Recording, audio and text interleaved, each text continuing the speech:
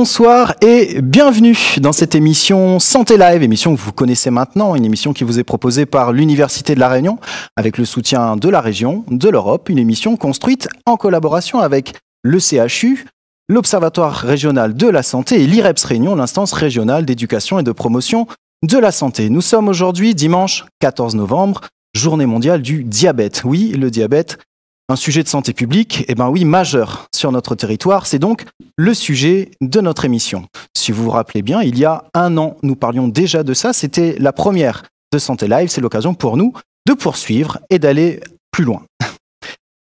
Avant de démarrer, je vous propose tout de suite une petite animation pour nous permettre de refaire le point sur le diabète sur notre territoire. La Réunion est la région la plus touchée par le diabète. On estime qu'environ 1 Réunionnais sur 10 est concerné par un diabète pris en charge, soit 2 fois plus que la moyenne nationale. Le risque augmente avec l'âge et c'est 3 Réunionnais sur 10 après 65 ans qui sont concernés. On constate également à La Réunion que le diabète touche plus les femmes, qui représentent plus de 56% des patients diabétiques pris en charge, contre moins de 50% en métropole. Les facteurs de risque qui favorisent l'apparition du diabète de type 2 sont divers. Surpoids, sédentarité, cholestérol, hypertension. Ces facteurs peuvent troubler l'équilibre glycémique et être également à l'origine de complications. Ils sont bien présents à La Réunion.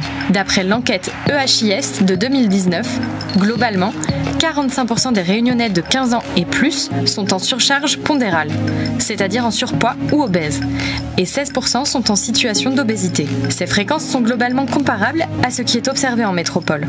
Les femmes sont plus touchées que les hommes et avec des taux d'obésité plus élevés avant 45 ans à La Réunion qu'en métropole. En ce qui concerne l'alimentation, 42% des Réunionnais déclarent en 2019 ne manger aucun fruit ou légume par jour contre 25% en métropole. Ces comportements étant plus fréquemment observés chez les 15-24 ans. En ce qui concerne l'activité physique et la sédentarité, si 24% des 15 ans et plus interrogés dans l'enquête EHIS en 2019 déclarent faire 30 minutes de marche ou de vélo par jour, contre 31% en métropole, plus d'une personne sur 10, à peu près 14%, déclarent n'avoir aucune activité physique, contre 6% en métropole. Les femmes sont par ailleurs plus concernées par la sédentarité à La Réunion. La plupart des facteurs de risque sont des facteurs modifiables, sur lesquels on peut agir pour éviter la survenue de la maladie. Le prédiabète est le stade qui précède le diabète et les sujets prédiabétiques sont très à risque de devenir diabétiques. D'après l'enquête Rédia, les prédiabétiques réunionnais intolérants au glucose et ou hyperglycémiques à jeun ont entre 3 et 12 fois plus de risques de devenir diabétiques 7 ans plus tard que les personnes avec une glycémie normale. Il est donc important de pouvoir identifier ces facteurs de risque et se faire dépister.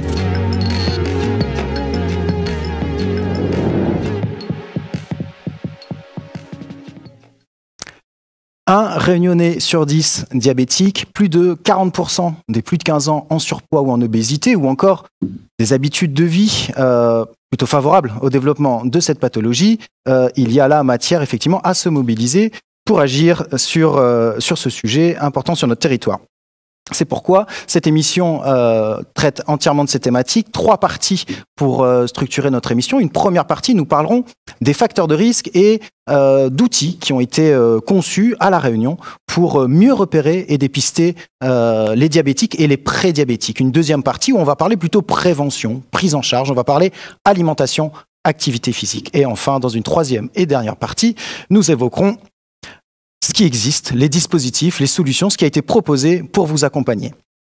Alors, je vous propose tout de suite de démarrer cette première partie d'émission, le dépistage du diabète et du prédiabète.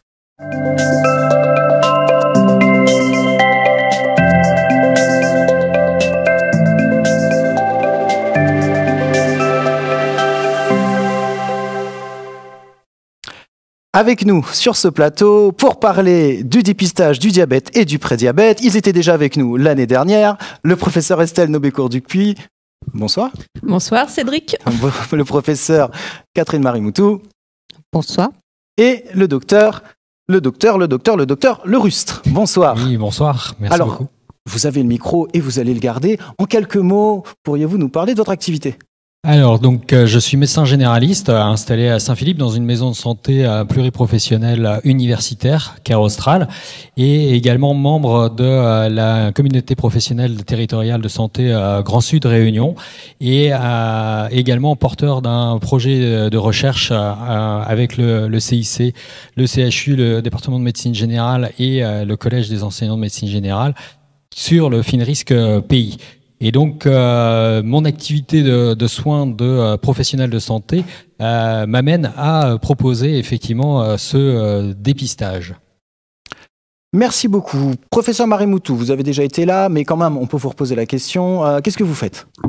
Alors, moi, je suis professeure en santé publique, donc j'ai une partie d'enseignement universitaire en santé publique. Et sinon, mon activité est de diriger un centre d'investigation clinique du CHU, qui est un centre de recherche INSERM, situé au CHU et qui accompagne l'ensemble de la recherche qui est faite, qu'on appelle la recherche clinique. C'est la recherche qu'on fait chez les patients, alors au CHU ou en dehors du CHU. Et nous avons de nombreux projets, en particulier sur le diabète, qui est un axe fort de la recherche locale.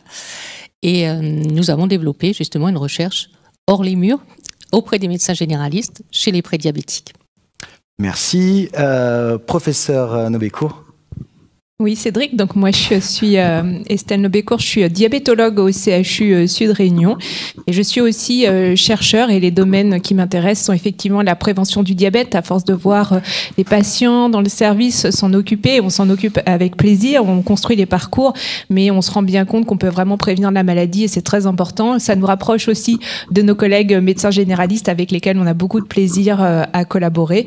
Et puis, au sein du CIC, il y a tout un axe de recherche sur la prévention des pathologies et c'est vraiment l'endroit idéal pour développer ce type de recherche.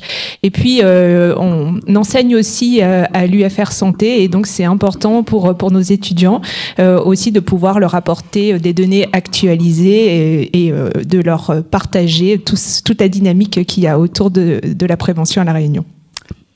Merci beaucoup donc d'être là. Alors, ceux qui ont l'habitude de nous regarder savent très bien comment on fonctionne. On commence toujours par vous donner la parole. Alors, on va retrouver Johanna qui va dans la rue et avec son micro et qui vous donne la parole. Alors tout de suite, le Street Science.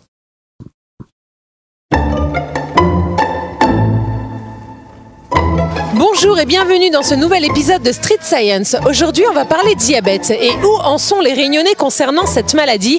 Eh bien, on va leur poser la question. C'est parti.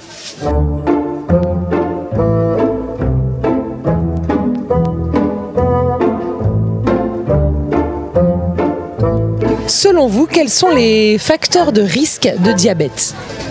Déjà, il y a le sucre, mauvaise alimentation, ça c'est connu.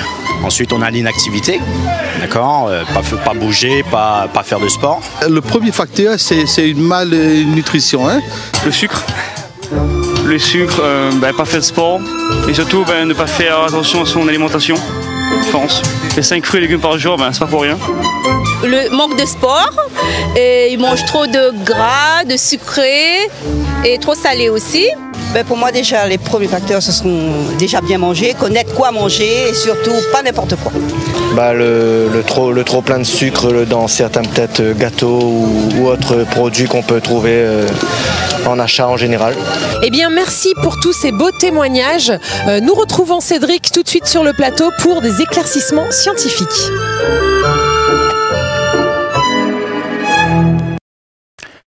Quelques commentaires alors de ce que nous ont dit les Réunionnais sur le diabète. Ah, et moi j'adore le Street Science, c'est un de mes moments préférés de l'émission toujours. Et en tout cas, ce qui est bien, c'est qu'on voit que les Réunionnais, ils identifient un des facteurs de risque principal qui est une mauvaise alimentation et le manque d'activité physique. Par contre, on voit qu'ils identifient un aliment qui est le sucre comme responsable de développer un diabète. Or, c'est pas le sucre toute seule, c'est une mauvaise alimentation dans sa globalité et finalement surcharger son organisme, donc prendre du poids, passer dans le surpoids, voire l'obésité. Et c'est vrai qu'il faut plutôt prendre ça dans la globalité, donc ça prouve qu'il y a vraiment des messages qui passent. Maintenant, il faudrait les mettre en pratique et ça prouve qu'on a encore un petit peu de communication à faire sur les mesures globales. Mais c'est vraiment un très bon début. Et c'est pas fini, nous reviendrons sur ces questions d'alimentation et d'hygiène alimentaire dans la deuxième partie de l'émission. Une diététicienne sera avec nous. On a parlé facteurs de risque. C'est le sujet de cette partie, hein, les facteurs de risque, et notamment l'outil sur lequel vous avez travaillé, spécifique à notre territoire, le Fine Risk. Alors, on va en parler tout de suite, mais juste avant, une petite présentation introductive du Fine Risk, l'animation sur le Fine Risk. Indice de masse corporelle. Le poids divisé par la taille au carré. Ces 8 questions font partie du test Fine Risk PI. Elles permettent de calculer votre risque de développer un diabète de type 2 grâce à un score compris entre 0 et 26. Le Fine Risk PI, donc professeur Marimoutou, parlez-nous un petit peu de ce Fine Risk PI. Alors, le Fine Risk PI, pourquoi ? Parce que le Fine Risk, en fait, c'est un risque qui a été calculé à l'aide de ces questions pour la population finlandaise. Et donc, on se posait la question de savoir si elle était bien adaptée à la population de La Réunion. Donc, on l'a testé, nous, sur un échantillon, sur une enquête qui a été faite en population à La Réunion, et on a regardé, pour les patients classés prédiabétiques, diabétiques, par rapport à les gens qui sont normaux, comment étaient les réponses à ces questions, finalement. Et on s'est bien aperçu que les gens qui étaient prédiabétiques, diabétiques, ou les gens qui devenaient diabétiques au bout d'un certain temps de suivi dans cette enquête, eh bien, c'était bien des gens qui avaient un indice de masse corporelle plus élevé, un tour de taille plus élevé, qui avaient des antécédents de diabète dans la famille, qui avaient des antécédents d'hypertension artérielle traités, donc qui avaient des réponses positives dans ce score, et donc un score élevé. Donc ce score peut s'appliquer à La Réunion. Et pourquoi pays ? Parce que on a proposé une stratégie à partir des résultats de ce score, une stratégie qui est pays. Pourquoi pays ? Parce qu'à La Réunion, on s'est aperçu, avec cette étude aussi, que les prédiabétiques, ils étaient diagnostiqués prédiabétiques, pas seulement parce qu'ils ont une glycémie, et donc un taux de sucre à jeun le matin, ce qu'on connaît bien, la prise de sang qu'on fait le matin à jeun, un taux de sucre anormal, on est prédiabétique. Mais en fait, le prédiabétique, il peut être prédiabétique parce qu'il ne gère pas bien le sucre qu'il mange, alors le sucre de l'alimentation sous toutes ses formes. Et donc, il commence à mal le gérer, et ça, on peut le repérer avec un test en suivant au bout de 2 heures après l'ingestion de sucre, où en est la glycémie. Et si elle est au-delà d'un certain seuil, on est déjà ou diabétique ou prédiabétique. Et la moitié des prédiabétiques diagnostiqués prédiabétiques à La Réunion dans nos études, eh bien, ils ne sont repérés que sur cette anomalie à 2 heures, alors qu'ils ont une glycémie le matin à jeun normale. Donc, l'histoire du Fine Risk PI, c'est de se dire, quand on a un score Fine Risk qui est finalement le score classique, il n'est pas PI, il est le Fine Risk normal, quand il est anormal, il faut développer une stratégie particulière pour faire le diagnostic du diabète ou du prédiabète. On va voir son médecin, on fait la glycémie à jeun. Si elle est anormale, le médecin, il sait déjà ce qu'il doit faire. Il va le prendre en charge pour un diabète ou le prendre en charge pour un prédiabète. Et le docteur Lerus t'en parlera. Mais si la glycémie à jeun est normale et que quand même notre fameux score Fine Risk, on a vu qu'il pouvait aller jusqu'à 26, s'il est déjà supérieur à 15, on a déjà un risque très élevé. Eh bien, dans ce cas-là, il faut faire un test spécifique qui s'appelle hyperglycémie provoquée PEROS, où on boit du sucre le matin à jeun et on teste au bout de 2 heures où en est sa glycémie. Et c'est sur ce résultat-là qu'on peut repérer des prédiabétiques.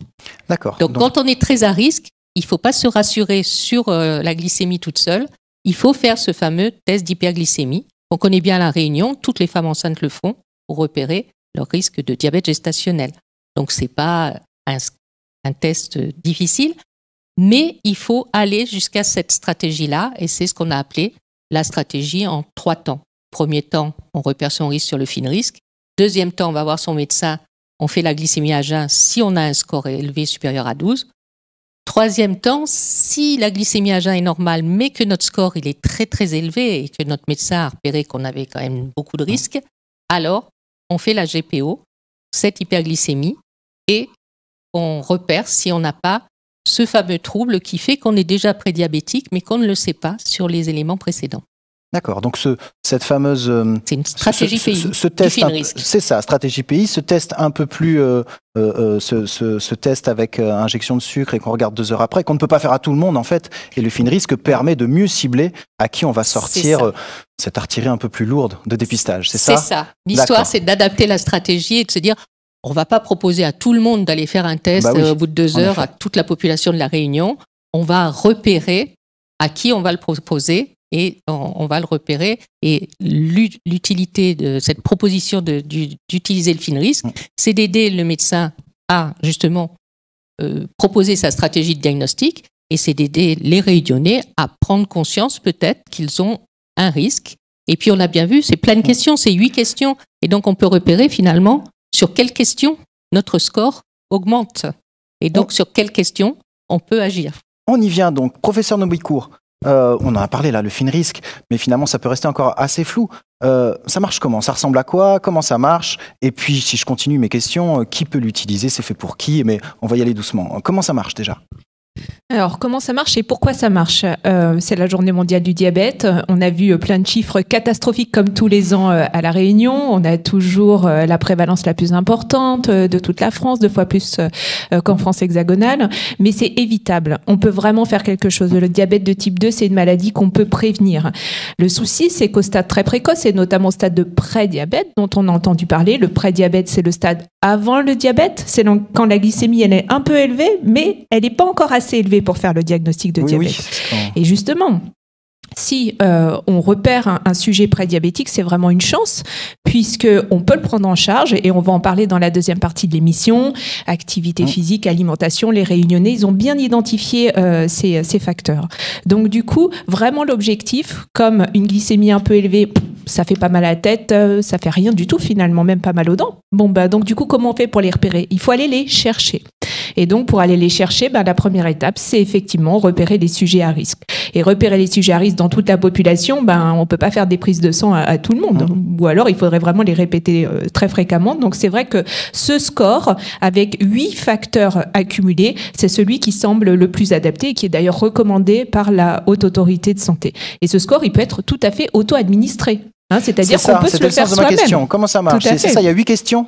Il y a 8 questions. Donc ça, on sait si on a des antécédents familiaux de diabète, on sait si on est traité pour la tension, on sait si on mange bien 5 fruits et légumes par jour. D'ailleurs, on peut agir dessus, on a vu. On sait si on peut mesurer son tour de taille avec un mètre, c'est facile. On mesure à peu près au niveau du nombril, et si son tour de taille est élevé, ça augmente aussi son risque. On peut aussi agir dessus et faire diminuer son tour de taille, toujours par les mêmes mesures. Et puis, calculer son indice de masse corporelle, donc on a vu, c'est le poids sur la taille au carré. Et si c'est un peu compliqué, on a des sites qui nous permettent de le faire, et notamment le site masanté.re ou prediabrun.re, et vous allez voir apparaître à l'écran une affiche avec un QR code, et cette affiche, vous allez normalement la retrouver dans vos pharmacies, chez vos médecins traitants, et vous allez pouvoir flasher le QR code. Vous avez aussi le site prediabrun.re, et aller faire vous-même votre test FINRISK sur le site. Et du coup, il y aura aussi un item qui vous permettra de calculer votre indice de masse corporelle si c'est trop compliqué à faire tout seul.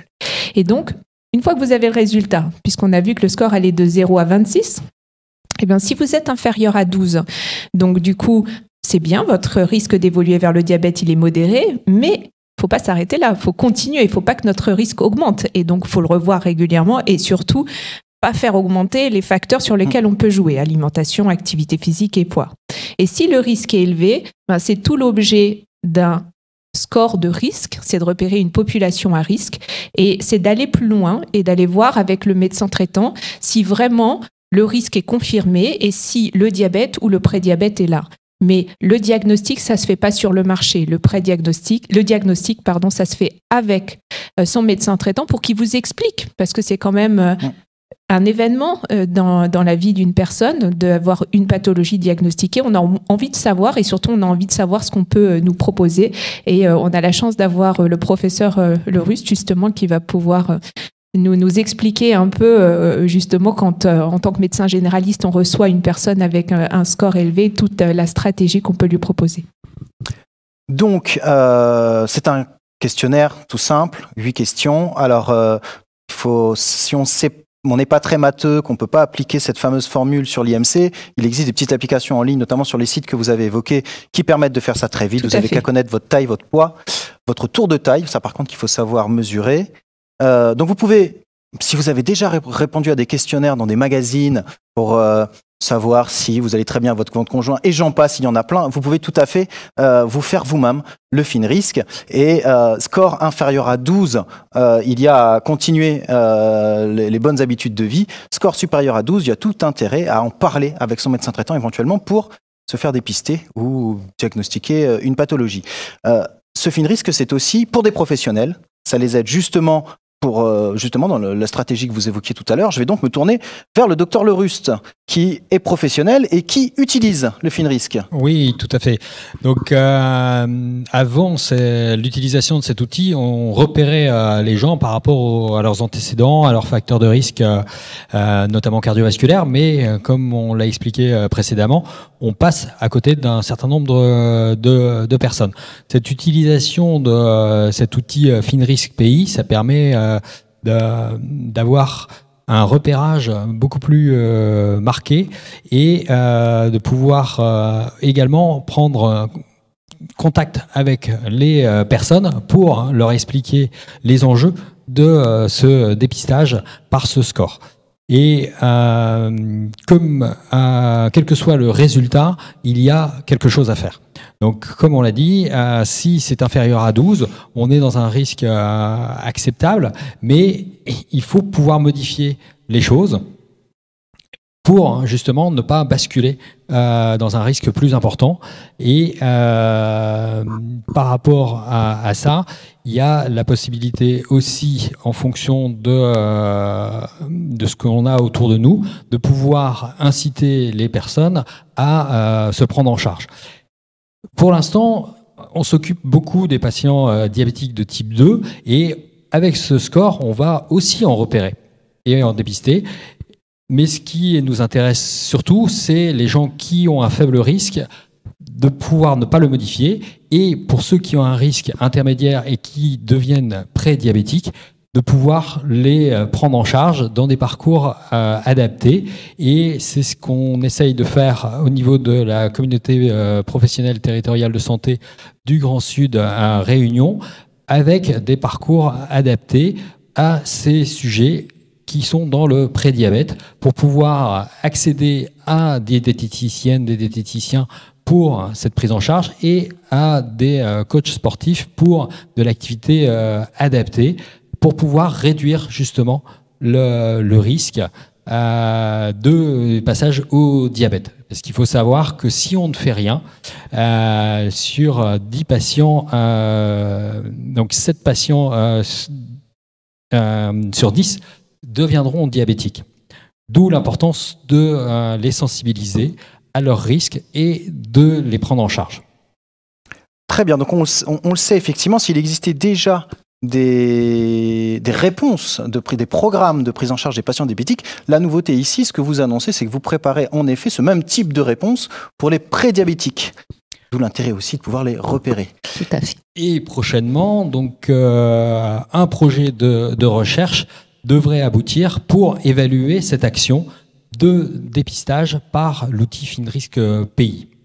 Un sujet donc pour une prochaine émission Santé Live, d'ici 1 an ou 2, et on parlera de l'évaluation de cette action. Je vous remercie beaucoup. Fin de cette première partie d'émission. On va maintenant parler prévention, prévenir et prendre en charge les diabétiques et les prédiabétiques. Tout de suite, deuxième partie de l'émission.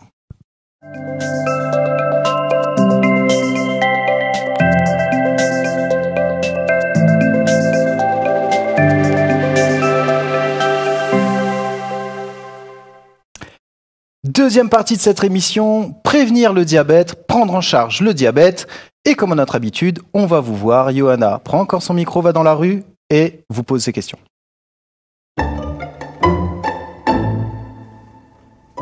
Bonjour et bienvenue dans ce nouvel épisode de Street Science. Aujourd'hui, le sujet, c'est l'alimentation. Que mettez-vous dans vos assiettes? Eh bien, on va vous poser la question tout de suite. C'est parti.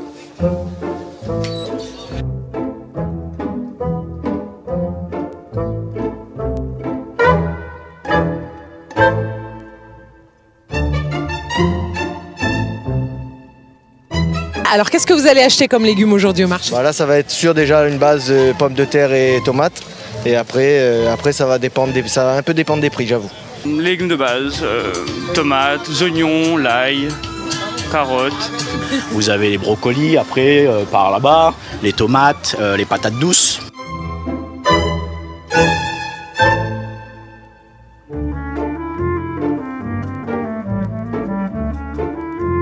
Est-ce que vous mangez des légumes? Obligé. Combien de fois par semaine? Tous les jours. Beaucoup. Je suis en plein dedans, donc je mange presque tous les soirs.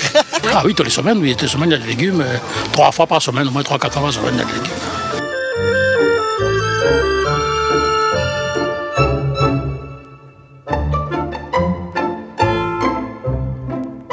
C'est quoi les légumes que vous consommez le plus d'après vous? Les oignons, les salades vertes, pommes de terre, bread, tomates. L'aubergine. Et ça est bon, ça, même ça. C'est de la carotte. Carottes. Carotte et courgettes.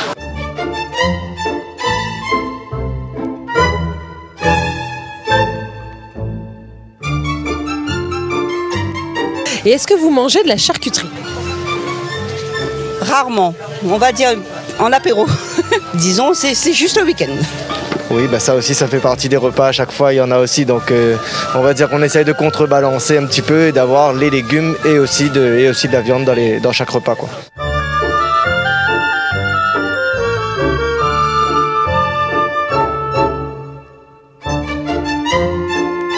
Est-ce que vous mangez des céréales complètes? Non. Là, je ne vais pas mentir, non, j'aime pas du tout. Je ne mange pas du tout aussi.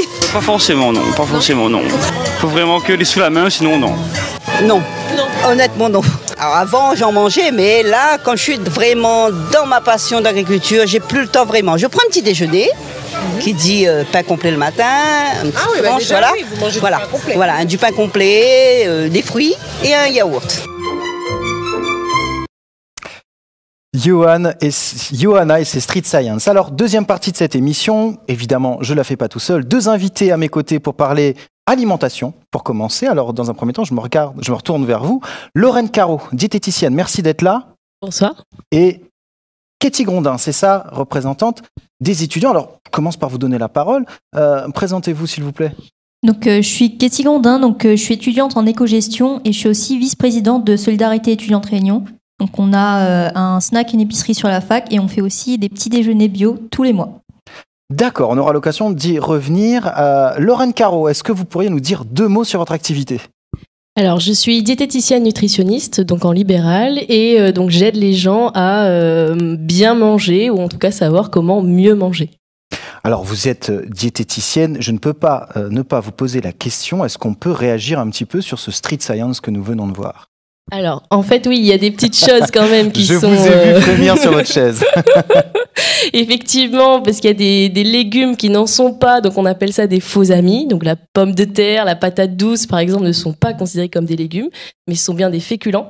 Et puis, il y avait une petite question piège aussi au niveau de la charcuterie, parce qu'on oublie souvent que pour nous, les créoles, en fait, saucisse boucanée, c'est de la charcuterie. Et la charcuterie, c'est pas uniquement le saucisson au rayon jambon, en fait. C'est pas que l'apéro, voilà. Quoi. Ok. Alors voilà, on va.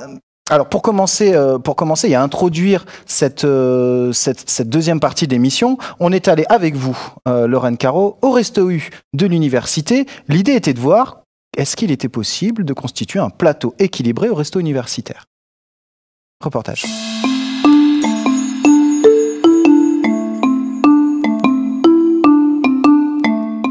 Aujourd'hui, on est au restaurant universitaire La Bourbonnaise à Saint-Denis et on est venu voir un petit peu est-ce que les étudiants peuvent manger équilibré le midi quand ils viennent au Resto U. Et la réponse est oui, puisqu'on va retrouver donc une multitude de propositions en légumes, que ce soit en entrée ou en accompagnement. Donc on aura bien sûr en entrée la salade verte, mais pas que. Et par exemple aujourd'hui, en accompagnement, on nous propose donc brocoli ou carottes. L'idéal au niveau des portions, c'est d'avoir au moins autant de légumes que de féculents, mais le mieux serait d'arriver à la moitié d'assiette de légumes. à un quart peut-être de féculents et après j'ajoute viande, poisson ou œuf et en dessert mon fruit ou mon laitage. Il est évident que j'ai tendance à conseiller d'aller plus régulièrement donc au restaurant universitaire que de prendre des sandwichs à l'extérieur puisqu'on aura plus de facilité à trouver des légumes au restaurant universitaire. Attention, mais effectivement au russe, si je ne veux pas manger équilibré, c'est aussi possible puisqu'on va retrouver donc des fritures qui sont proposées tous les jours, que ce soit des frites, des cordons bleus ou des nuggets. Et donc il ne faut pas les bannir effectivement, mais on va essayer de ne pas en consommer tous les jours et que ça reste des aliments plaisir. Et donc une fois par exemple dans la semaine, eh ben, je peux prendre quelque chose d'un peu moins équilibré en prenant donc par exemple des frites pour changer. Quand on est à la maison, c'est pas parce qu'on a des petits budgets qu'on peut pas en fait manger des légumes tous les jours. Il faut pas hésiter en fait à aller vers des légumes même en conserve ou surgelés qui vont être plus adaptés à un petit budget et qui vont quand même être de bonne qualité pour équilibrer notre alimentation.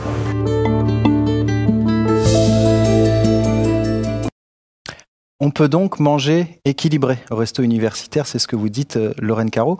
Ma première question, c'est, bon, vous le dites, hein, on peut manger équilibré, on peut aussi manger déséquilibré. On a l'exemple là du restaurant universitaire, mais finalement, est-ce que c'est pas comme ça partout ? Si, en fait, c'est des choix, c'est-à-dire qu'on dit hygiène alimentaire parce que justement, en fait, ça s'apprend. C'est-à-dire que c'est de se poser un petit peu toujours des questions et ça, effectivement, c'est pas évident si on nous a jamais appris. Et donc on est là pour voir un petit peu ensemble comment je peux faire mieux au quotidien et on se fixe des petits objectifs. Donc là par exemple, je vais essayer de goûter peut-être des nouveaux légumes au restaurant universitaire, ceux que je connais pas, ou manger un peu moins souvent une friture. Et je me fixe des petites étapes comme ça pour apprendre à mieux manger.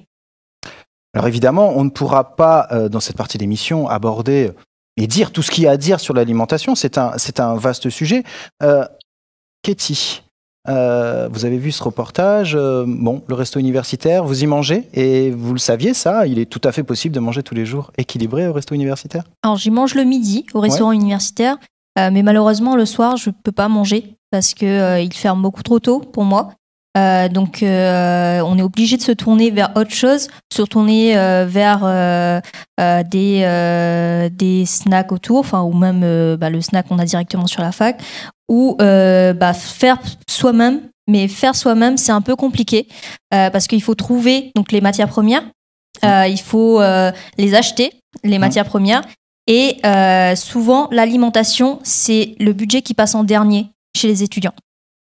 L'alimentation, le budget qui passe en dernier chez les étudiants, vous mettez en avant effectivement alors la problématique d'acheter, donc effectivement il faut de l'argent, mais effectivement vous parlez de matières premières, c'est-à-dire qu'il faut les préparer et donc il faut du temps. Est-ce que ça fait partie des obstacles que vous rencontrez pour manger plus équilibré ? Alors je dis vous, mais finalement c'est les étudiants.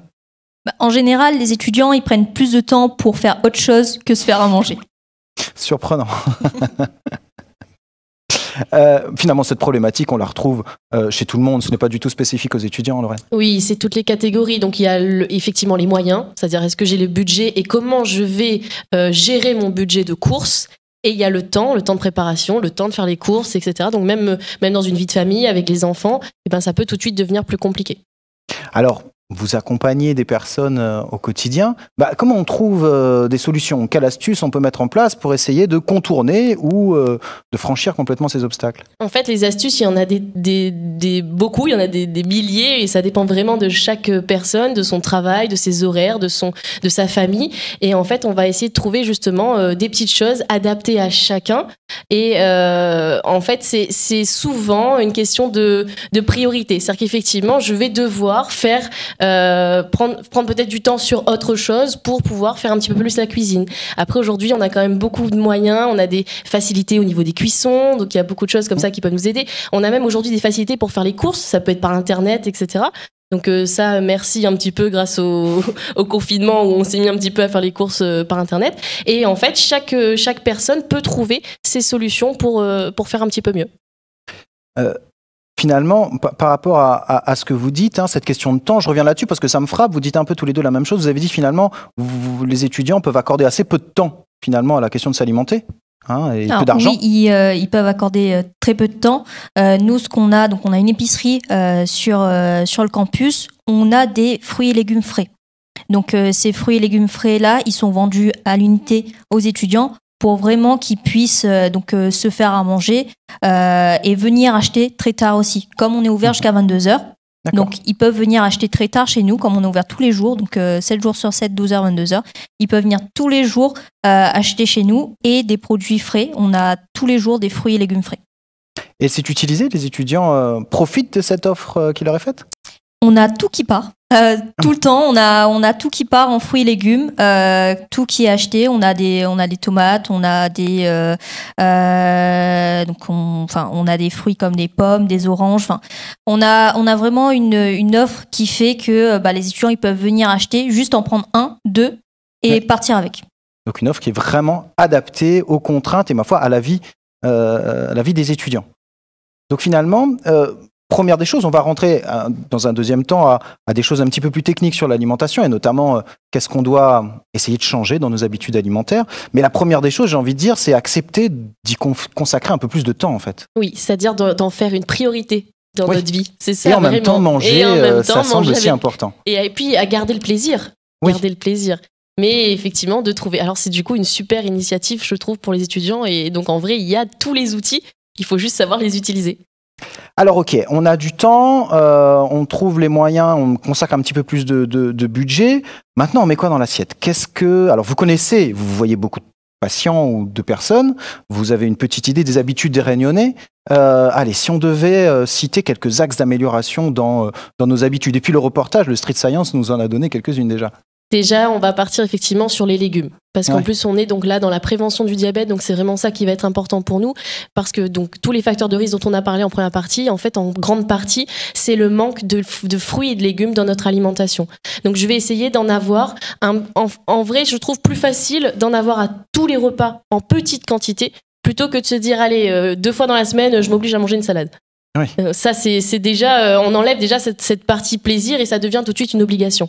Alors que là, à chaque fois, à chaque repas, je vais essayer d'y ajouter un petit quelque chose. Ça peut être dans un curry, c'est-à-dire que si j'ai l'habitude de faire un curry, et ben je vais trouver un légume que je vais pouvoir mettre à la cuisson dedans, comme ça, je ne perds pas de temps. Et en fait, je me trouve des nouvelles habitudes au niveau des cuissons que je fais. Après, la deuxième chose, ça va être peut-être l'utilisation de l'huile, parce qu'en fait, il en ressort beaucoup du sucre sur le diabète, mais en réalité, l'huile, on est aussi un rôle à jouer. Donc, ça veut dire d'essayer d'avoir la main un peu plus légère sur l'huile. Et donc, pour vous donner une petite indication, normalement, donc imaginons un couple, donc 2 personnes, il faudrait utiliser 1 bouteille maximum pour le mois. Si je suis au-dessus ou si j'achète plus qu'une bouteille par mois, eh ben, effectivement, c'est que j'ai une surconsommation de matière grasse.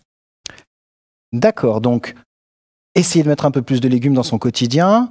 Attention à la matière grasse qu'on utilise pour cuisiner. Autre chose? On a parlé dans le Street Science, on a parlé de charcuterie. Vous avez d'ailleurs souligné qu'il n'était pas question que de l'apéro dans la charcuterie. C'est ça. Par exemple, saucisses boucanées, les bons caries de mémé du dimanche. En fait, il faut que ça reste occasionnel. Tout ce qui est voilà, c'est ça. Et encore, on pourrait même, dans l'idéal, ça serait 1 fois tous les 15 jours. Attention, ce qui va distinguer un plaisir d'une habitude, c'est la fréquence. C'est-à-dire que si je prends tous les jours le même repas ou le même curry, je vous dis, ah, ça, c'est mon plaisir. Non, c'est une habitude. Il faut que c'est le temps de me manquer pour que j'en profite vraiment. Donc les choses qui sont bonnes et qui sont du coup effectivement un peu moins bonnes pour ma santé, eh ben, il faut qu'elles aient le temps de me manquer pour que j'en reprenne. Très bien, merci. Donc les étudiants, au niveau de la cuisine, c'est une question que j'avais. Il n'y a pas d'initiative. Est-ce que les étudiants savent cuisiner? Question qui me vient à l'esprit là, comme ça tout de suite. Alors, ça dépend des étudiants. Hein. Ça dépend des étudiants, oui. Ça dépend des étudiants. Il y en a qui savent très bien cuisiner, mais après, il faut aussi le matériel. Par exemple, les étudiants qui habitent en cité universitaire, ils ont une plaque de cuisson, un micro-ondes, et puis on s'arrête là. Donc, c'est le matériel qu'il faut qu'ils gardent dans leur chambre. Donc, il faut aussi tous les ustensiles pour pouvoir cuisiner. Et un étudiant en cité universitaire, il n'a pas forcément tout ça sous la main. D'accord, élément également à prendre en compte. Et quand on n'a pas tout ça sous la main, ça me permet de soulever un autre sujet qui permettra de clore cette partie. On parlera ensuite d'activité physique. Quand on n'a pas tout ça sous la main, on peut avoir la tentation d'acheter des choses toutes prêtes, ce qu'on appelle des produits transformés. Qu'avez-vous à dire là-dessus, Madame Lorraine Caro? Eh bien, effectivement, ça pose un souci. Alors, en fait, il faut, encore une fois, ne pas s'arrêter à ces problématiques d'ustensiles, etc. On peut toujours trouver des petites solutions. Et les produits transformés, il faut que ça reste du dépannage. C'est vraiment, là, je suis au bout du bout et j'y arrive plus, tant pis. Je vais prendre un produit transformé parce qu'en plus, il n'y a même pas forcément de plaisir dans celui-ci. Et après, on va essayer plutôt de se trouver des alternatives. Alors moi, je trouve que la période où on est étudiant, c'est justement la période où on apprend à cuisiner. Donc on a déjà des difficultés, mais souvent, avant ça, en fait, c'était papa-maman qui faisait à manger pour nous. Et en fait, c'est là qu'on peut se construire, donc ce savoir-faire. Et donc des fois, quand on rentre le week-end, on dit ce truc-là, comment on fait ça encore et qu'on retrouve. Et en fait, il faut profiter de cette période d'apprentissage pour après la vie d'adulte.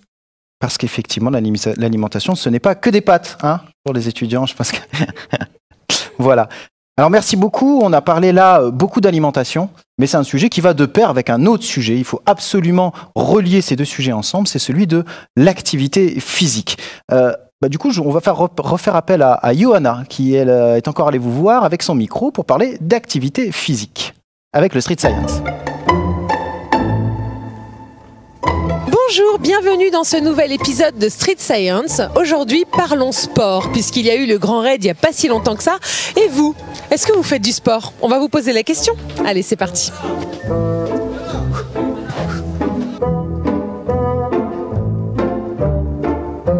C'est quoi une activité physique, Pou?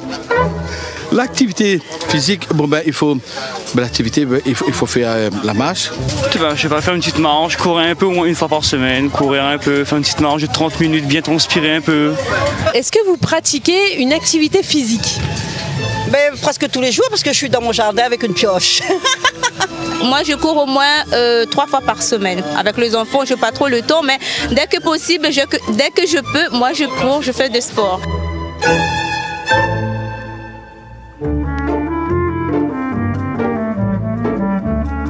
Et selon vous, pour un adulte moyen, combien de fois par semaine il faudrait faire du sport pour être en bonne santé? Globalement, pour moi, même si on se prend qu'une demi-heure dans la journée, chaque jour, c'est pas beaucoup comme temps, mais c'est déjà amplement suffisant pour que le corps soit que les énergies circulent correctement et que le corps soit assez éveillé. Au moins 1 heure par jour quand même. On va dire 3 fois par semaine. Ce qu'il faut faire, c'est qu'il faut avoir aussi des jours de repos, c'est important.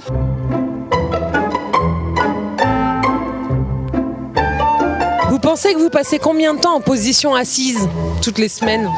Ça, je peux pas compter, je peux pas dire. Peut-être en conduisant, oui, je m'assois beaucoup, mais à part que ça, sinon ça, je m'assois rarement. Ça, pour moi, c'est... Franchement, je vous dire... Non, quand même 1 heure de temps au moment du repas, quoi. Oui, à peu près... Pas 2 heures de temps, mais à peu près 1 heure quand même assis. Hein.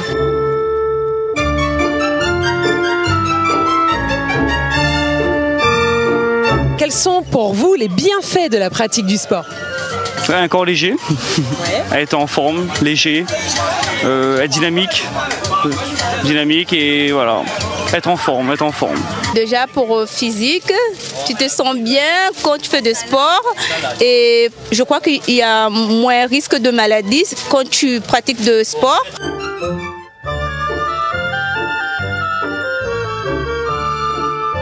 Qu'est-ce qui pourrait nous empêcher de faire du sport dans la vie d'aujourd'hui?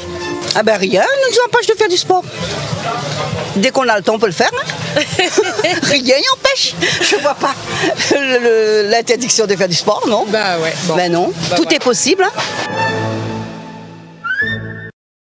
C'est ce que nous allons retenir. Absolument rien ne nous empêche de faire du sport, d'avoir une activité physique. Nous a rejoint sur ce plateau Grégory Kaderbi. Bonsoir. Cédric. Vous avez le micro, gardez-le. Est-ce que vous pourriez nous dire en quelques mots ce que vous faites? Je suis donc enseignant en activité physique adaptée, donc pour Vital Sport Santé.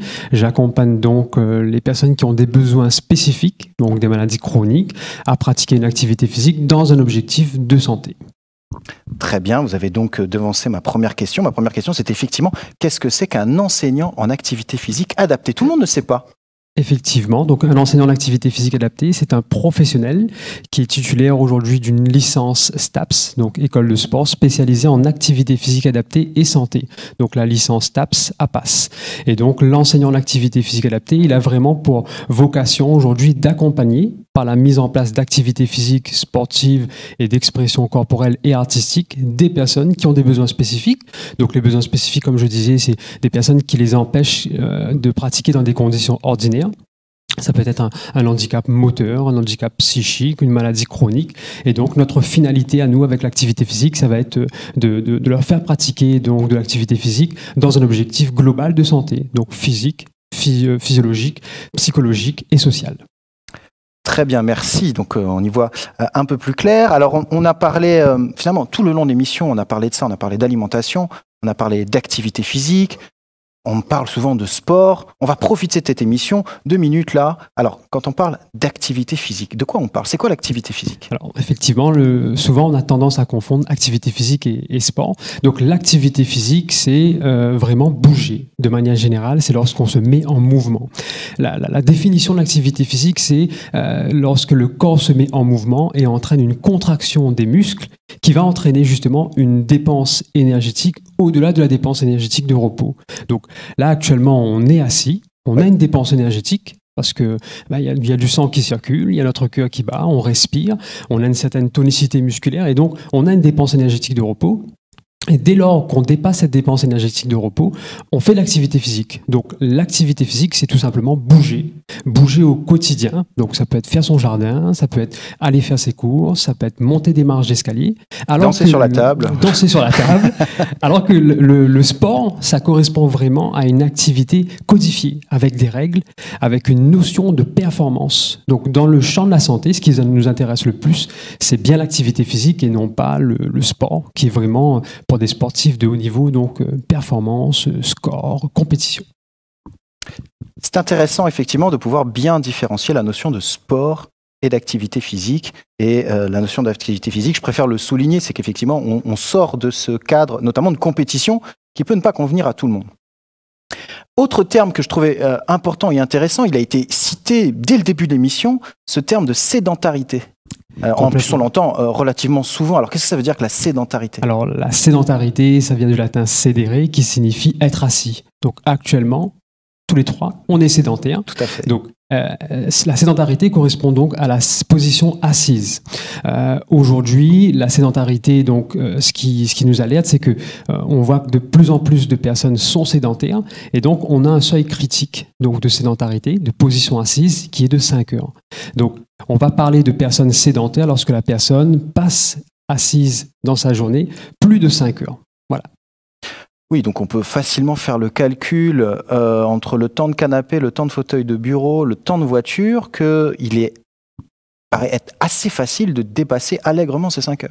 Complètement. Donc, idéalement, ce serait effectivement de briser ces temps de sédentarité, notamment au travail où on a tendance à avoir une position assise prolongée. Donc, aujourd'hui, il est recommandé de bouger toutes les heures pour justement limiter ces effets de la sédentarité. On sait que la sédentarité entraîne des conséquences sur sa santé, sur la circulation sanguine, sur des répercussions métaboliques. Et donc, pour briser ces effets, il faudrait donc se lever toutes les heures pour casser ces effets de la sédentarité. Et comme vous disiez, Cédric, ce qui est important, c'est de cumuler justement son temps de sédentarité et donc de faire le calcul sur une journée globale pour voir est-ce qu'on dépasse ces 5 heures de sédentarité et comment faire pour diminuer ce temps de sédentarité. Donc l'enjeu, si j'ai bien compris, c'est dès qu'on le peut, on sort de son canapé ou de son fauteuil de bureau et tout ce qu'on peut faire debout, on le fait debout. Idéalement, ce serait ça, effectivement. Okay. Merci beaucoup. Alors revenons un peu sur l'activité physique. Il existe sur le territoire un certain nombre d'initiatives. Il y a quelque chose qui est en train de se développer depuis quelques années à La Réunion, ce qu'on appelle le sport santé ou l'activité physique adaptée. C'est ce que vous faites. D'ailleurs, on est allé vous voir comment se passe une séance de sport santé. Reportage.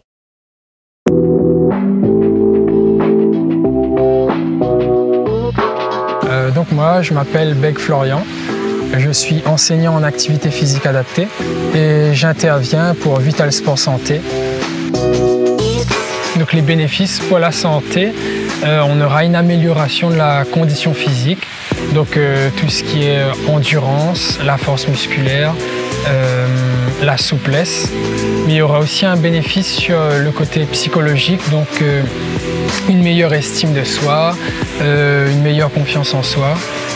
Il y aura aussi, pour les gens qui sont sujets à la dépression, une diminution de cette dépression, une diminution du stress, de la fatigue et la santé, je dirais, sociale. C'est-à-dire, comme ces gens, des fois porteurs de pathologies, ils sont assez isolés. Donc là, venir au club de sport santé, ça leur permet d'être avec d'autres personnes qui ont aussi des pathologies. Ça leur permet de changer les idées.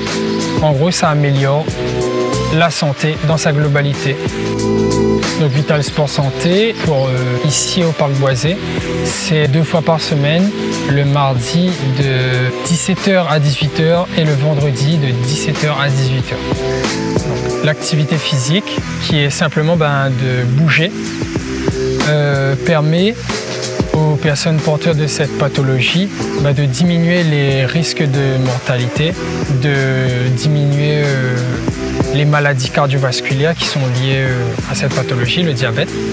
Donc on aura une diminution des marqueurs qui sont spécifiques au diabète.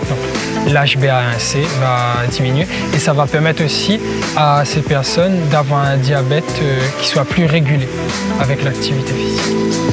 Donc le sport sur ordonnance, c'est le médecin qui va prescrire l'activité physique pour que le patient puisse avoir, comme on fait de la kiné, des séances d'activité physique dans le but d'améliorer sa santé, de vivre avec sa maladie et surtout que ce soit de l'activité physique adaptée pour préserver l'intégrité du patient. Ces personnes sont souvent dépourvues, ils ne savent pas trop quoi faire, comment faire, ni comment se remettre à l'activité. Souvent, quand une personne est malade, on dit à la personne non, bouge pas, force pas trop. Alors que nous, on est là justement, enseignant l'activité physique adaptée, pour apporter cette adaptation à l'activité physique pour que ces personnes puissent s'intégrer, que ce soit socialement, se sentir mieux dans leur vie de tous les jours. Et on est utile, on sert à quelque chose. C'est un métier utile, comme tous les autres métiers. Mais là, plus le côté humain, on va dire.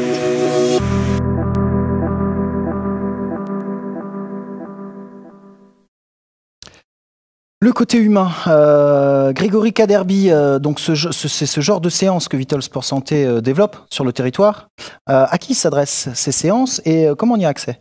Alors, les séances sont destinées donc aux personnes qui sont porteurs de maladies chroniques, qui sont donc diabétiques, qui ont une maladie cardiovasculaire, une maladie respiratoire, ou qui sont en affection longue durée, en ALD, donc les maladies qui sont donc remboursées par l'assurance maladie.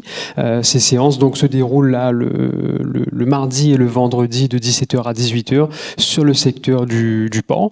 Et donc le processus est que le médecin va donc délivrer une ordonnance de prescription d'activité physique et le bénéficiaire va donc venir nous voir et suivre une évaluation, avant tout un bilan sport santé, et puis bénéficier de ces 2 séances d'activité physique dans la semaine.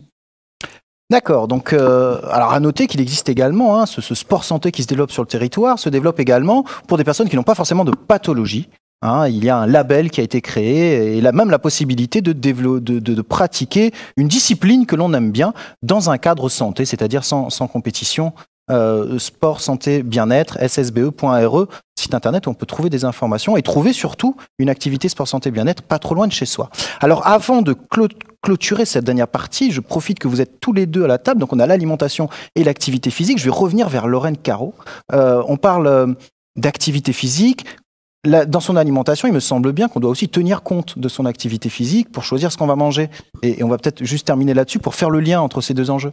Alors justement, c'est la raison pour laquelle dans le petit reportage, je me suis pas précisé sur la quantité de féculents et que j'avais dit peut-être un quart, parce qu'en fait, ça va dépendre effectivement de notre sédentarité. Donc si on va avoir une activité physique importante, on va pouvoir avoir des besoins plus importants et donc augmenter un petit peu sa part de féculents. Si on est plus sédentaire, c'est un petit peu plus compliqué, donc il faut diminuer. Donc c'est vrai que des fois, les gens me disent bon, si j'aime bien manger, il faut que je fasse beaucoup de sport. Par exemple, oui. Merci beaucoup à tous les deux. Fin de cette 2e partie d'émission. Maintenant, place à la 3e partie. On va parler maintenant les solutions, les dispositifs, ce qui existe, ce qui est en train de se créer sur notre territoire pour mieux accompagner les Réunionnais. 3e partie d'émission.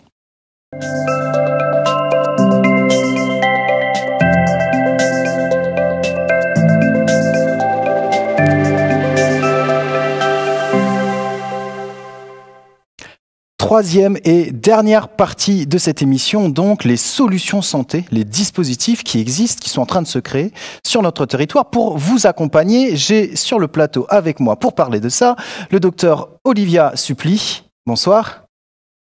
Et le professeur Bérénice Doré, qu'on ne présente plus puisqu'elle est quasiment une habituée de ce plateau. Bonsoir Cédric. Alors d'abord, peut-être un mot de présentation. Docteur Supply, pourriez nous dire 2 mots sur ce que vous faites et le programme que vous mettez en place? Donc, je suis Olivia Supply, je suis médecin diabétologue, installée en libéral dans le Nord Réunion, à Saint-Denis. Donc, je suis depuis peu médecin coordinatrice du programme Run Diabète et je tiens à saluer au passage tous mes prédécesseurs qui ont pu travailler sur ce programme. Donc, bien, Run Diabète fait partie de ETP La Réunion, qui est une association qui permet d'accompagner les patients dans leur prise en charge de leur diabète. Donc, c'est accessible à toute personne qui a du diabète de type 2 et qui souhaite justement avoir de l'information, avoir de l'échange avec des professionnels de santé qui sont mobilisés sur le territoire afin de pouvoir améliorer le bien-être, les effets du diabète sur la santé, avoir une bonne gestion et aussi ça permet à ces patients, et l'association est là aussi pour aider les accompagnateurs et ceux qui, dans la famille de ces personnes diabétiques, souhaitent aussi avoir de l'information. Merci. On va revenir tout de suite après en détail sur ce fameux programme Run Diabète. Professeur Bérénice Doré, alors vous êtes généticienne, professeur de médecine. Alors vous êtes aujourd'hui avec nous avec des casquettes particulières. Oui, je prends plusieurs casquettes, donc c'est clair, je suis médecin généticienne et on a vu, il y a des facteurs de risque génétique dans le diabète. Tout à fait. Donc je suis professeure de génétique, je suis douanienne de l'UFR Santé et à ce titre, il y a un rôle important dans la formation de nos professionnels de santé. Et puis je suis également chargée de mission à l'Université de La Réunion, prévention, promotion de la santé. Et là, on est complètement dans ce thème-là, prévenir et puis rendre plus accessibles les éléments de santé pour notre population. C'est vraiment ce qui nous importe. Très bien, merci beaucoup. Alors, avant de commencer nos échanges et rentrer dans le vif du sujet, un petit reportage, un petit sujet qui vous présente ce fameux programme Run Diabète.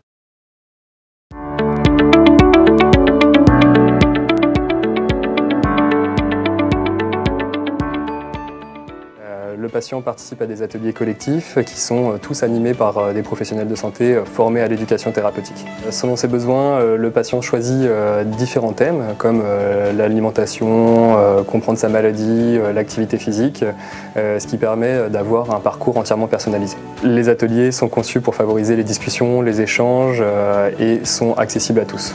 Pourquoi on mange ? En éducation thérapeutique, on n'apporte pas que des connaissances. Ensuite, il faut les mettre en phase avec les besoins des patients, leurs attentes, leurs envies, leur parcours de vie. Le TP m'a apporté, c'est un enrichissement, c'est des prises de connaissances que je n'avais pas avant. Ça nous donne un petit peu de l'envie d'avoir quelqu'un pour nous aider, quoi. C'est ça. Pour ça, je dis merci les gens qui m'aident. C'est en fait de trouver un parcours individualisé, des réponses singulières pour chaque patient. Et l'idée, c'est de respecter, en fonction du bilan éducatif qu'on aura fait avec lui, de respecter ses attentes. Parce qu'il ne s'agit pas d'apporter des connaissances et de se dire on pense qu'elles ont été véhiculées, il faut aussi s'assurer qu'elles sont bien arrivées et dans de bonnes conditions et que le patient est satisfait de ce qu'il a vu, de ce qu'il a appris, de ce qu'il a partagé. C'est très important l'éducation thérapeutique, le partage. Les connaissances d'un, de l'autre, et puis si il y avait un défaut, c'est de nous corriger entre nous. Un diabète, c'est venu une équipe de famille, quoi.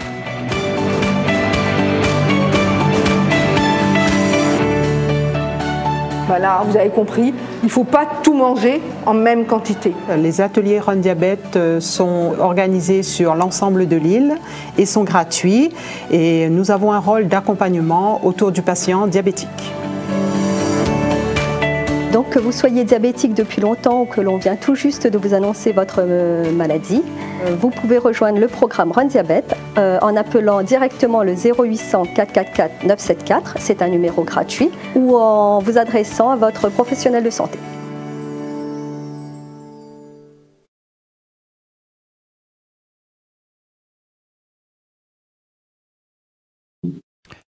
Le programme Run Diabète, programme d'éducation thérapeutique. Docteur Supply, ma première question, c'est d'abord, qu'est-ce que c'est que l'éducation thérapeutique? C'est un terme un peu compliqué, parfois je dis même un terme un peu barbare. Qu'est-ce que c'est que l'éducation thérapeutique?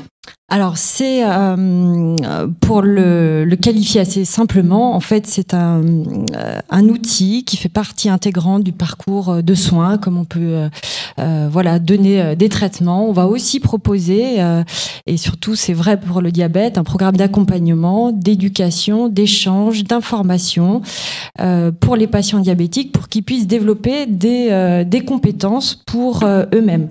C'est-à-dire, concrètement, susciter un questionnement des patients pour pouvoir faire les bons choix dans la prise en charge thérapeutique, c'est-à-dire les bons choix d'alimentation, d'activité physique, tout ça pour aboutir à, comme je disais tout à l'heure, un meilleur bien-être, une bonne qualité de vie et diminuer ses effets sur la santé du diabète. Donc être accompagné pour vivre avec sa maladie avec la meilleure qualité de vie possible, si j'entends bien. Alors, c'est uniquement pour les patients qui ont un diabète diagnostiqué, c'est bien ça? Oui, c'est ça. C'est-à-dire que ce programme-là, on est dans la phase où les patients ont été diagnostiqués avec un diabète de type 2.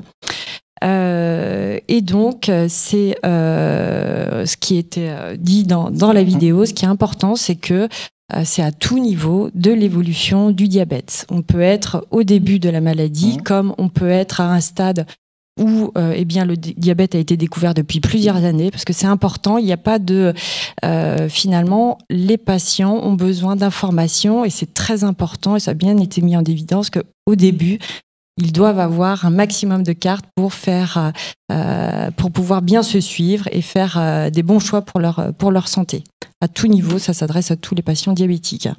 Alors, la particularité de ce programme, c'est assez important pour le souligner. En fait, c'est un programme qui est régional, qui est sur toute l'île. Vous le coordonnez. Et la particularité, c'est qu'en fait, des professionnels de santé sur l'ensemble du territoire mettent en œuvre ce programme. Autrement dit, vous pouvez, quel que soit l'endroit où vous vous trouvez sur l'île, vous pouvez avoir accès à ce programme pas trop loin de chez vous. Exactement. On essaye de développer la proximité, c'est-à-dire que Run Diabète, c'est un programme qui a maintenant presque 2 ans. Donc il y a un certain nombre, il y a plus de 500 patients qui ont déjà été inclus et un nombre de professionnels de santé ils sont plus de 250 à participer et répartis sur le territoire. Participer justement à ces ateliers comme on a vu dans la vidéo. Et donc, la particularité aussi pour avoir cette proximité, c'est de trouver des salles dans les différentes communes de La Réunion.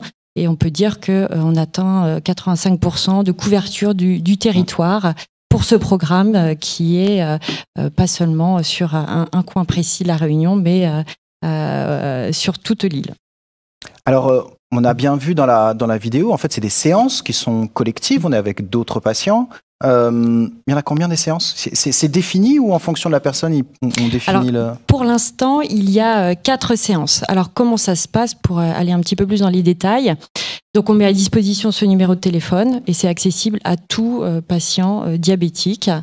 Et donc, on essaye de communiquer au maximum sur ce numéro. Donc, au téléphone, il va pouvoir avoir une personne de l'équipe qui va évaluer déjà dans un premier temps les premiers besoins et lui proposer un entretien individuel avec un professionnel de santé de son territoire dans une salle qu'on espère la plus proche en fait de son domicile. À partir de là, il y a une sorte d'échange et un bilan qui va être réalisé. Donc c'est un entretien qui dure 1 heure à 1 heure et demie. Et en fonction de ça, à l'issue, lui sera proposé des ateliers. Donc il y en a 4 différents. Donc comprendre la maladie, le retentissement, l'activité physique et l'alimentation. Et donc à chaque fin de séance, une évaluation des acquis, une évaluation aussi de ce qui a été fait, ce qui pourrait être amélioré. Et ce qui est très important aussi, c'est que comme c'est le patient qui appelle, eh bien, l'équipe va prendre contact avec le médecin traitant, qui est évidemment reste le coordinateur de la prise en charge du patient. Ça, c'est très important. L'équipe va appeler le médecin traitant et prévenir de l'état d'avancement dans ce programme. Voilà, avec un bilan initial et final. Pour finir là-dessus, on voit aussi dans la vidéo l'état d'esprit dans ces séances. Les gens avaient plutôt le sourire et c'est une des dimensions de ce programme parce qu'effectivement on pourrait aussi se dire c'est comme une formation où l'école on va être évalué après, ça pourrait être un peu un obstacle. On a plutôt et je le sais aussi, c'est plutôt un autre état d'esprit, c'est plutôt ces séances se passent dans un état d'esprit plutôt bon enfant et finalement ces séances peuvent être des moments plutôt agréables. Oui, tout à fait. C'est vrai qu'on sort un peu du cadre vraiment médical quand on rentre dans un établissement de santé, quand on va en consultation. Là, on sort complètement du cadre. On est il n'y a plus de blues. On est dans des salles de quartier, des salles de la ville.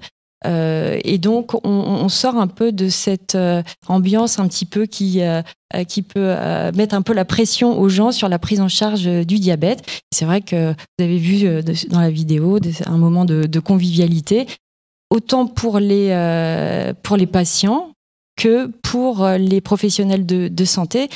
C'est vrai que pour avoir aussi animé des séances d'éducation thérapeutique, c'est un apport incroyable de pouvoir sortir du cadre et de se rapprocher vraiment du quotidien des patients et de pouvoir répondre à leurs questionnements sur le diabète, en dehors d'être chacun du côté du bureau. Voilà. Merci beaucoup, Docteur Supply. De rien. Professeur Doré, il est question là de l'université, il est question des étudiants, mais il est question également de toutes les personnes en fait qui gravitent et qui travaillent à l'université. Vous avez une casquette de chargé de mission, vous l'avez dit tout à l'heure, prévention, promotion de la santé au sein de l'université. On est dans cette rubrique, on parle un peu des dispositifs, des solutions d'accompagnement. Comment ça se passe à l'université ? Alors, je pense que c'est très important que l'université puisse vraiment jouer un rôle dans l'ensemble de ce dispositif. À l'université, il y a des étudiants, plein de jeunes, un peu des moins jeunes aussi. Il y a des personnels avec des jeunes et des moins jeunes. Et on l'a vu, le professeur Marimoutou, le professeur Nobécourt l'ont bien rappelé. Au niveau du diabète, ce qui est important, c'est un dépistage précoce, très précoce, hein, au niveau du prédiabète, où on peut encore faire des choses avant que le diabète ne soit installé avec ses complications. Donc je pense qu'on est sur un site où il y a vraiment un intérêt. L'Université de La Réunion, c'est à peu près 19 000 étudiants, c'est 3 000 professionnels. Donc je pense que bon, c'est différents sites où il est vraiment intéressant d'agir. Alors à l'Université de La Réunion, comme dans chaque université, il y a des SUMS, hein, donc des services universitaires de médecine préventive, de promotion de la santé. On est même devenu, il y a quelques jours, là, donc centre de santé, l'un au Moufia et donc l'autre au Tampon. Ça doit nous permettre absolument d'agir, sur cette thématique. Agir, ça veut dire quoi ? Moi, ce QR code, ce fan risque, je veux le voir partout. Je veux le voir dans nos centres de santé, je veux le voir vraiment au niveau de l'université pour que nos personnels, nos étudiants, de façon ludique, comme ça a été dit, après qu'on leur ait expliqué, bien évidemment, puissent se tester, puissent s'auto-tester. Je pense que, aujourd'hui, on est le 14 novembre, journée du diabète. Alors, c'est un peu compliqué, ça tombe pas forcément très bien. On va arriver sur les périodes d'examen, là, mais on va peut-être laisser passer les fêtes. Oui. Hein, après les fêtes, on revient avec plein de bonnes dispositions pour l'année qui court. Et je pense qu'il faut vraiment que nous, on mette ça en place, on va dire en février, des actions comme ça d'information pour expliquer le QR code et pour que, je pense que nos étudiants, nos personnels, vraiment se prêteront au jeu. Ça, vraiment, le jeu en vaut la chandelle.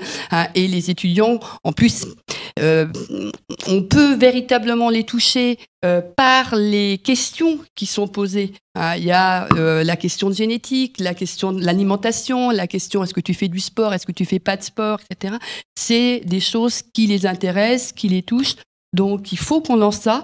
Pour l'instant, il y avait, dans nos SUMS, on a une diététicienne, des médecins qui étaient prêts déjà à échanger sur les questions d'alimentation, mais je pense qu'on n'était pas encore assez systématique sur ces questions-là. Donc, ça ne marchera que si on embarque tout le monde, que si on embarque nos étudiants. Donc, on va le faire ensemble et on va démarrer ça en 2022.